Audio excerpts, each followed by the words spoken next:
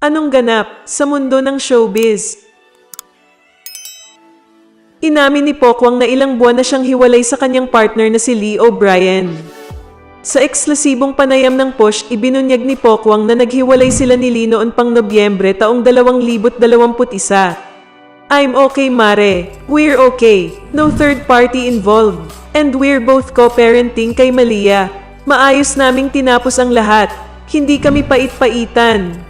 Saad ng aktres. In good terms raw sila ni Lee at wala siyang problema kung bibisitahin nito ang anak nila na si Malia. In fact, welcome siya sa bahay. Every weekend ay magkakasama kami. 7 months of surviving in peace, ika nga. Wika pa ni Pokwang. Pakisabi sa mga bashers na nagsasabing karma ito. No, ha ha ha.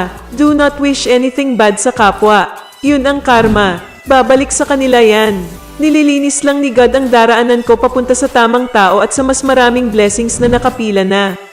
Dagdag pa ng komedyante. Ang kaibigan ni Pokwang na si OG Diaz ang unang nagbunyag ng paghihiwalay nila ni Lee. Bakit kaya sila naghiwalay? Ano sa palagay nyo?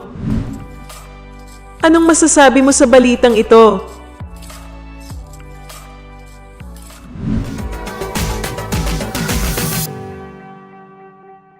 Anong ganap sa mundo ng showbiz?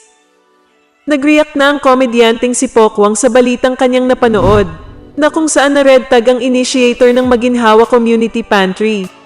Sa kanyang Twitter ibinahagi ni Pokwang ang kanyang saloobin ukol sa issue. Aniya, nakakatakot raw sa panahon ngayon ang tumulong. Diyos ko po, nakakatakot na tumulong. Nare-red tag agad? At CNN Philippine. Watching now, katakot. Sabi ni Pokwang sa kanyang tweet. Ano sa palagay nyo? Kung bago ka pa lang sa channel ko, at kung gusto mo ng mga ganitong video, ay mag-subscribe ka na, para maging updated ka sa mga bago kong ilalabas na video. At kung meron kang gustong i-promote, PM is the key.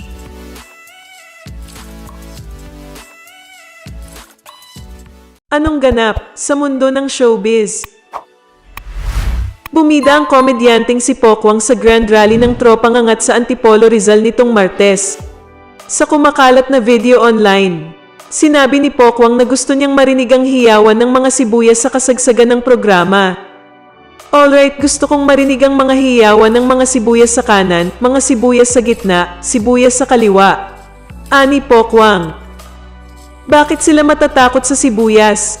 Sibuyas lang yan. Dagdag ng komedyante sa pasaring naman sa mga supporters ni presidential aspirant Ferdinand Bongbong Marcos Jr.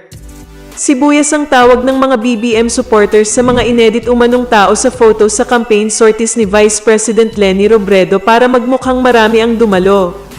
Todo tanggi naman ang mga kakampings na may mga digitally altered na larawan ng kanilang mga rallies. Salamat po. Alright, gusto kong marinig ang hiyawan ng mga sibuyas sa kanan! Yan! Mga sibuyas sa gitna! Ayan naman! Sibuyas sa kaliwa! Ay, ang dami! Bakit sila natatakot sa sibuyas? Sibuyas lang yan! Diba? Anong masasabi mo sa balitang ito? Anong ganap sa mundo ng showbiz? Buong tapang na binanata ng komedyanteng si Pokwang ang Dolomite Project sa Manila Bay. Sa kanyang Twitter, ni-repost ng komedyante ang post ng GMA News na kung saan sinasabi ng mga scientist na ang nasabing project ay para lang nagtatapon ng pera sa dagat. Sabi ni Pokwang, kahit hindi ka scientist, kung bukas ang mata at isip mo, kitang-kita ang pag-aaksaya ng pera sa Dolomite. Ano sa palagay nyo? Kung bago ka pa lang sa channel ko, at kung gusto mo ng mga ganitong video, ay mag-subscribe ka na, para maging updated ka sa mga bago kong ilalabas na video. At kung meron kang gustong i-promote, PM is the key.